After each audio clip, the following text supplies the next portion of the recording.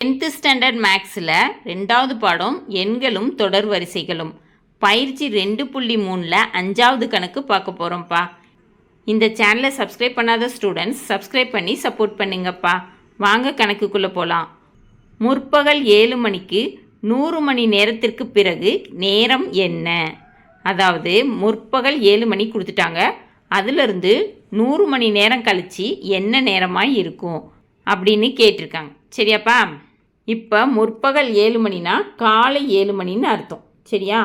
அந்த 7 மணிலேருந்து 100 மணி நேரம் கழித்து என்ன மணின்னு கேட்டிருக்காங்க.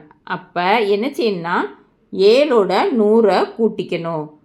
தீர்வு 7 + 100 சர்வசமம் எக்ஸ் மட்டு 24. எதுக்கு மட்டு 24ன்னு கொடுத்துருக்காங்கப்பா? ஒரு நாளில் 24 மணி நேரம் இருக்குது.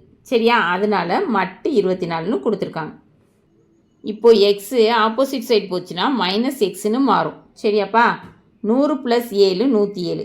107 - எக்ஸ் சர்வசமம் மட்டு 24. அப்போ என்னப்பா அர்த்தம்? 107 - எக்ஸ் என்பது 24இன் மடங்கு, அல்லது 107 - எக்ஸு 24ஆல் வகுப்படும். சரியாப்பா? இப்போது எக்ஸுக்கு மதிப்புகளை கொடுத்து பார்ப்போம். எக்ஸ் = 1ன்னு கொடுத்து பார்ப்போம். 107 - 1 106. 106 24ஆல் வகுப்படாது. 2ன்னு கொடுத்து பார்ப்போம். 107 - 2 105. 105ம் 24ஆல் வகுப்படாது. சரி, இதுக்கு நம்ம 24வது வாய்ப்பாடை எழுதுவோம். சரியா? ஒரு 24 24, 2 24 48, 3 24 72, 4 74 96, 5 74 120.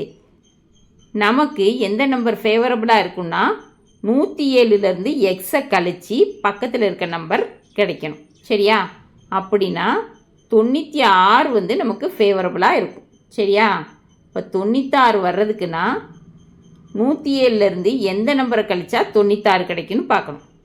அப்போ 11 கழிச்சா 96 கிடைக்குமா? இப்படியே வரிசையாக சப்ஸ்டியூட் பண்ணுறதுக்கு பதிலாக எக்ஸுக்கு 11ன்னு பிரதிட்டு பார்த்தோம்னா கரெக்டாக இருக்கும். 107 - 11 96 கிடைக்கும். 96 24ஆல் வகுத்துடலாம். எத்தனை தடவை? 4 தடவை 24. சரியா? மீதி கிடையாது. இப்போ எக்ஸ் = 11. முற்பகல் 7 மணிக்கு 100 மணி நேரத்திற்கு பிறகு நேரம் முற்பகல் 11 மணி. கணக்கில் கேட்டிருந்ததை கண்டுபிடிச்சாச்சு. ஓகேவா? இந்த வீடியோ பிடிச்சிருந்துச்சுன்னா லைக் பண்ணுங்கள், ஷேர் பண்ணுங்கள், சப்ஸ்கிரைப் பண்ணுங்கள். ஓகேவாப்பா? Thank you students.